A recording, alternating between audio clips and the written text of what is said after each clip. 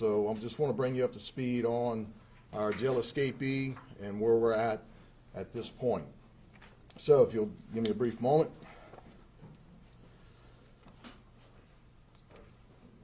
This incident actually came to our attention about 10 p.m. last night. We actually got a phone call from an individual that was anonymous, and he inquired as to the whereabouts of vonJohnson, 22 years old, who is an inmate in our jail, and he's there for homicide and other related charges. He didn't identify himself, the caller didn't, but he basically inferred that we might need to check his whereabouts. So at that time, jail staff went back to the dorm where he was assigned. He was not there. Lockdown ensued, a count ensued to confirm that they were one short. I was notified, as well as other people in my administration. Upon arrival, we did another count and confirmed they were actually one short. We began looking at jail surveillance video and interviewing employees, and what we determined that was at about 4:15 p.m., there was an incident in one of the dorms in the jail where inmates had basically flooded the cell. They stopped up a shower and flooded it. As a result, a deputy was dispatched to the back with a crew of trustees to clean the water out of that dorm. While they were doing so,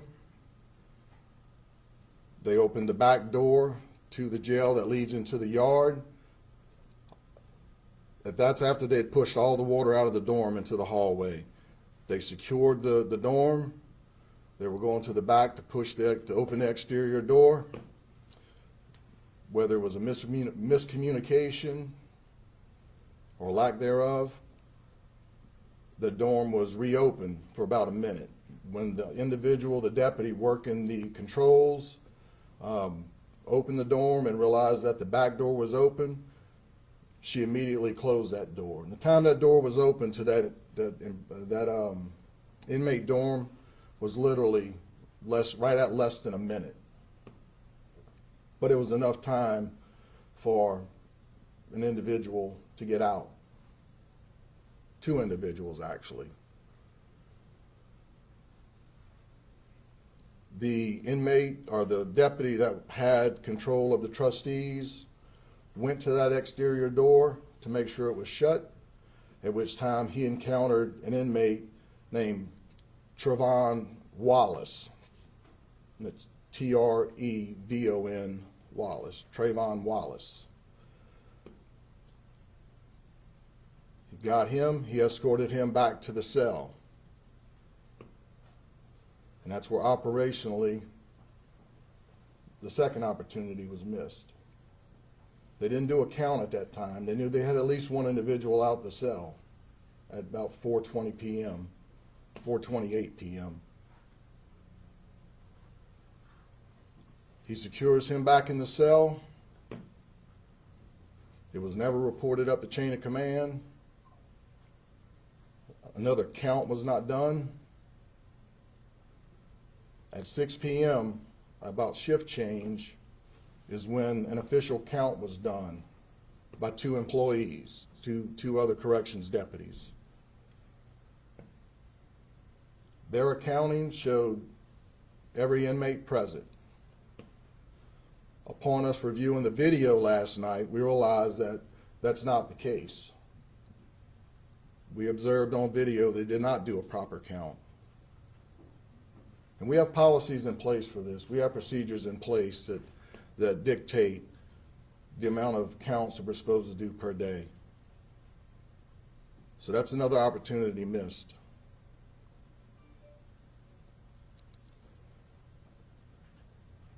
We go back and additional review of the video of the outside rec yard, if you will. We see on that video at 4:28 p.m. First, you see an individual scaling the back fence. And this camera, it's a pan, tilt, and zoom camera. It's automatic. It just sweeps back and forth. So when it sweeps to the right, you see the first individual almost to the top of the fence. The camera goes away, and when it swings back, you see a second individual underneath him, giving him a boost. That second individual was Mr. Wallace. For whatever reasons, whether he couldn't get over the fence on his own or he was just there to help the first individual get over that fence, he returned back into the jail, and that's where our deputy intercepted him. As a result, Mr. Wallace, who's still in our jail, has been charged with simple escape himself, and he's been charged with principal to that second simple escape.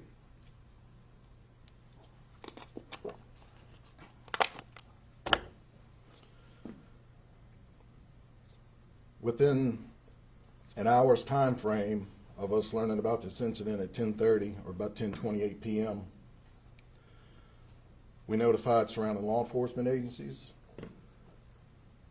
We notified Lavins, who's in charge of notifying victims of crimes, to make sure we got the word out to their family immediately. We entered him into NCIC as an escapee. Warrants were applied for. Playing out at the same time, and mind you, as you've been briefed previously, he escaped prior to us coming on board in our administration. He was located in the Baptist area, in that community. We received, I think it's a 911 call, we received a call of a suspicious subject. So our deputies already are en route to that area, and we had a contingency of deputies already on duty. I was out earlier that evening because we were doing some proactive enforcement in that area, totally unrelated. A deputy encountered an individual, black male, to match that description, different clothing. That individual ran, entered the woods. We notified Livingston Parish Sheriff's Office and Louisiana State Police, as well as Hammond Police Department. Between our three agencies, we deployed a perimeter of law enforcement officers. We put drones in the air. We put dogs on the ground. And when we left there, I was out there myself, we left there about 3 o'clock this morning. We had exhausted that search. And at that time, this individual, who we believe may have been him, we can't 100% confirm it is, but we believe it to be, was still on the loose. That brings us into today. We tried to put the information out as quick as we could last night, and already this morning we've gotten calls, we've gotten Crime Stopper tips, and we are actively working those tips right now as we speak.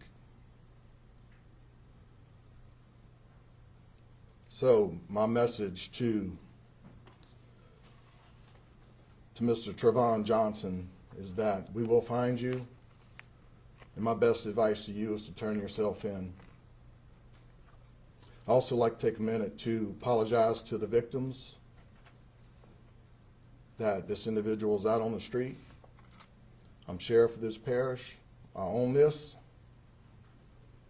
We have worked diligently over the last 10 months to stop attrition in that jail, to get good leadership in that jail, to address deficiencies in that jail, and we're still a work in progress. And we're going to get this right. I'd also like to take a moment just to apologize to the community that this individual is out on the streets, and just to let them know that, again, we are working and we're not going to stop until this individual is brought back into custody. What we've done to date with the information we have, we've placed at least 4 individuals on administrative leave, pending a full review of it. But we're looking at every aspect of this, and looking at where opportunities were missed. So I said again, we basically rewrote the policy for jail operations, and we've worked with DOC. We've had ongoing conversations with the Department of Corrections. We've had ongoing conversations with other wardens, been to other jails around the state, and trying to implement change and bring that to here. I took over a jail, quite frankly, that was a mess. I'm not making excuses, I'm just stating objective facts, and I'm talking operationally. None of the employees, next to none of the employees were trained, post-certified as correction deputies, but we've made great strides in training. Even the most recent warden that we've appointed, you know, there was another individual that was offered that job, and he wasn't taking that monster for the budget that we had. But our warden has stepped up, and he's doing his level best. In just the short couple months that he's been in, I've sent him to continuing education at a warden's conference. I've sent him to a leadership course, and there's other training. And we've had other administrators that have come alongside him and the employees of that jail to make it work. And they're all doing it for, again, $16 and some change an hour. But nonetheless, they're there. It's a calling. Again, we own this, but we will take him back into custody. So, with that, I'll render the floor. Chris?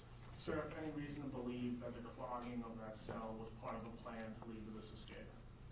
Yeah, we absolutely looked at that.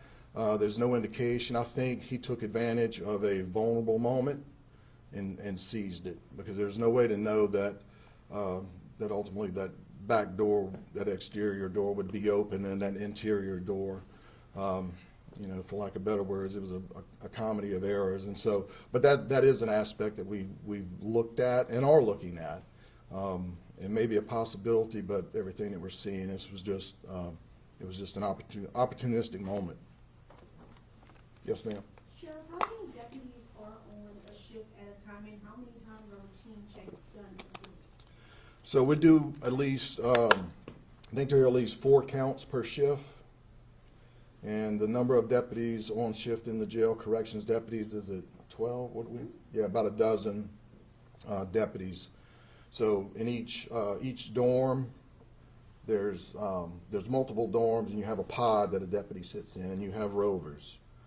And the rovers' jobs actually go, you know, from pod to pod, dorm to dorm, and check on things. They do feed up, medical calls, stuff like that. There's about 12 to a shift, and we've looked at that since we've been there. You know, quite frankly, I'd like to add the number of employees to that jail. We tried to do so.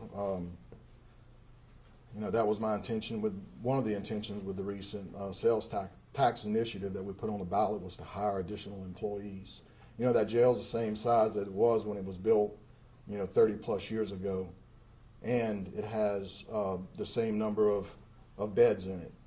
But the reporting responsibilities and all the requirements imposed upon us from DOC and other agencies, there's a lot more work, a lot more documentation that has to be done. So, and you know, I think we're 4 bodies down in that jail. But when I took over, we were 14. And my directive to the command staff here is, for every 1 opening we have, is to hire 3 people. Because one of 2 things has happened. They're getting there. Look, I welcomed a young lady a couple months ago. She showed up, getting processed at 9 o'clock. Hey, welcome aboard, glad to have you. And at 9:45, you know, one of my guys was saying she quit.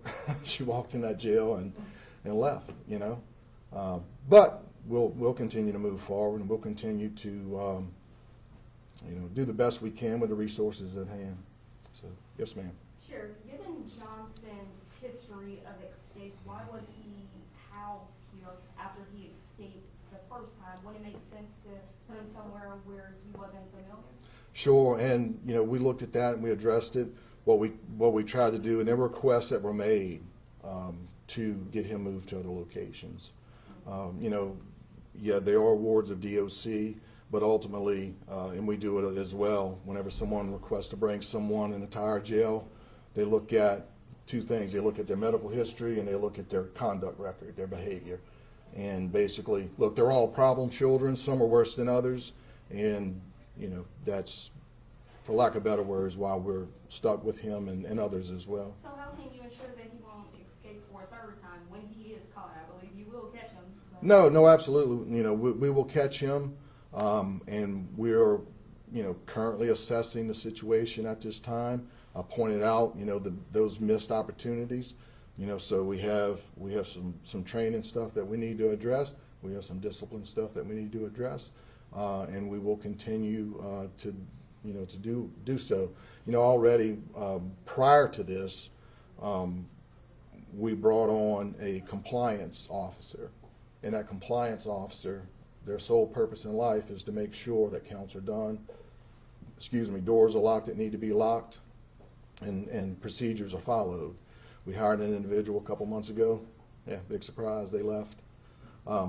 As yesterday morning, though, we appointed a new individual for that role. They didn't start yesterday, but they were given that appointment. It's an inside person. So we're taking measures to, you know, for quality control. But that's where we're at. I'm sorry. Yes, ma'am. If that member of the public hadn't called in, how long would it have taken to figure out that Trayvon Johnson was gone? Well, hopefully on the very next count that was done properly. Yes, sir. Have you guys looked into any rideshare potentials in the Amite area? Potentially, maybe, I know like someone who escaped from that New Orleans jail, he had got a rideshare right outside the jail. Have you guys looked into any of that, or maybe looked into what direction he might have headed? Was there any video outside the jail that actually showed? Did he run into the woods? Did he anything like that? Yeah, so we don't have any information currently on, you know, ride share accounts. Obviously, that's something that we're looking into. There was an individual, a building supply store that's neighbors the jail that, you know, once this broke, they came forward, made a statement that basically that individual, who we believe to be our escapee, was in their store, which is nearby the jail. And so, yeah. Sure, in the aftermath of the last escapes, a lot of razor wire was put around the facility, but you're talking about an individual boosting someone up. Can you lay out how that would work? I mean, was he like in front of the razor wire and lifting him at an angle, or was there a patch where there was no razor wire? So no, I mean, look, we put up over a mile of wire with the recent improvements. So there was I think it was a towel or a blanket that was laid across the top of it. And as I understand it, there was some blood there at the scene, so we believe he injured himself. But there's two fences, a shorter inner perimeter fence. There's an area, and then there's the exterior fence, and it's got wire across the middle of it and the top. And you know, they're agile. He scaled it, not without injury, but he did scale it. To follow up on my colleague's question, with what frequency are these head counts happening? Every 3 hours, 4 hours? Is there a timeline? So yeah, it's a 12-hour shift, and they're counting, you know, 4 times. At least 4 times a shift, they suppose, so every 3 hours. Okay, so then there would have been another head count potentially at 9 o'clock then that was also improperly done, correct? Yeah, and I don't know when this was, so I don't know when the next count was done after the 6 p.m. count. The information that I have, there was a 6 p.m. count, and when that call came in, was it 10 o'clock, whatever time it was, that's when the next count went. Okay, so if it was every 3 hours, there was a count happening at 6. Was there no count at 9? No, it's just they try to do them every 4 hours, you know, but sometimes it's flexible, whether it's, you know, med call, feed up, jail call, or court call rather. But on the average, that's how many times per shift that they should be doing those counts. You're joined by the parish president. You made it clear in the aftermath of the last few escapes that resources were needed, money was needed. Have you gotten what you need from the parish in the years since those escapes? Sure, we've worked together, great, but with those allocations, because a lot of it's grant money and state funding for that, and that takes time. Mind you, we've been 10 months and some change in office now to get those requests in the pipeline, and to get, state approval and to get that money approved and then dispersed. It takes time, and so there are several things in the works. Like I say, the roof was $2 million. It was leaking like a sieve when I come into the offices. The pods, the Sally Port, which is the big cage that sits right in front of the jail, been inoperable, and so that's been fixed. We're looking at additional cameras, new cameras and additional cameras. Let's see, an RFID system. We have $250,000 in grant money, that's fentanyl money, for a full body scanner. So there are several things on top of working in policy and procedures, training of employees. We are exhausting every option to get tools into that jail. The RFID counters with the wristbands, instead of relying on a deputy to walk in to the doorway and look across the room and say all 30 people are here, that they have a band that they have to go physically scan and electronically enter. But all that technology costs money, and so we're back to a big chief pad and a number 2 pencil to do counts, and you got human error, and so but that's the operationally, that's the things we own, that's the things that we moving forward will drill into our employees, and we have been, the importance of it. They understand it, but mistakes are made, but they're going to be addressed. Yes, ma'am. Is there any sign at all that Johnson was inspired by or even knew about the New Orleans escape? Yeah, I don't have that information to speak. Yes, ma'am. Sheriff, by any chance, being that he's been here before, he's escaped before, do you think he's been planning to do this as well as saying anything? Yeah, I mean, it would just be speculation. I think obviously there was an opportunity that he saw, and he seized that opportunity. Yes, ma'am.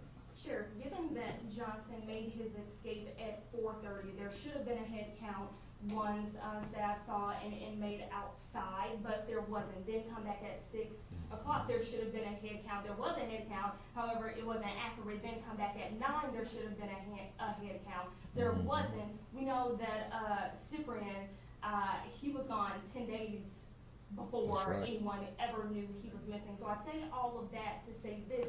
Do we think that it's the problem is just staff that maybe don't care, or do you think it could have been intentional, or are they just not well trained enough to do their job properly? No, it's definitely not that they don't care. They do, and yeah, it was 10 days on the last one, but it was 6 hours for this one. Any excuse, 5 minutes, 6 minutes is no excuse. And so, we're not looking at a 10-day window that he was gone. It was a matter of hours. Yeah, it was due to a phone call, but I gotta believe. Look, an unrelated story. I arrested a jail nurse when I first come in for bringing in contraband. I arrested an employee for bringing in contraband. Here a couple months ago, I gave an employee an award for reporting when she was solicited to bring contraband for cash into that jail. So we got employees doing the right thing, and they're doing a great job given the situation that the environment they're placed in, and then what they're getting paid. And it's a high attrition rate, and so the training aspect is perpetual. It's ongoing, because as soon as you get somebody up to speed, they're leaving somewhere else for more money. Yes, ma'am. Are there any predictions as to where Johnson might be heading, or do y'all believe he'll probably stay in the area as he did last time? Well, like I say, our last believed location when we were on him, which we suspect was him last night, is in the Baptist area. We're looking at his contacts, his family, where they may be, and so we believe that he's still in the area. We'll tell you, as we speak right now, we have detectives out working an active tip, and that tip is local. So. Yes, sir. When you and I first met, you talked about how in the jail, if it becomes too much of a headache, or if it's too expensive, I'll study the idea of privatizing it. Are we at that point? No, we're not at that point. We're not. I'm working with the Louisiana Sheriff's Association. I'm working with DOC. Some of the conversations that I've had, and I actually had one literally yesterday morning, was with another sheriff and bringing their warden in next week, just as an extra set of eyes to come in and help train and shore my people up. Look, we're committed to running this jail. The jail itself is safe, and the structure itself is secure, but policies weren't followed, and that's where this lapse occurred. And so we'll address those violations, those shortcomings, with discipline and training. So, We got two yes, more, sir. y'all. Yep. Go ahead. Yes, sir. Do you have any idea, was Wallace in this same facility last year when this escape happened? And did he have any type of role or anything at all in that previous escape? No, I don't. I don't know. I do not know. Was he in the facility though a year ago when the other escape happened though? I don't have that information. Yes, ma'am. Are state police or any federal law enforcement helping with this search right now? Sure. We have the Louisiana State Police, their task force, working with our detectives. We're heading this up, but they are assisting us. And I've talked to several other neighboring sheriffs, and they've lended their support to us. All I have to do is ask for it. And but there again, we are actively working tips and following up on this. And I appreciate your interest in it and helping us bring this to the forefront. He will be captured, and he will go back into our jail, and we will address our shortcomings, and we will move forward. Thank y'all very much. Thank you. Can I hand out the sign now?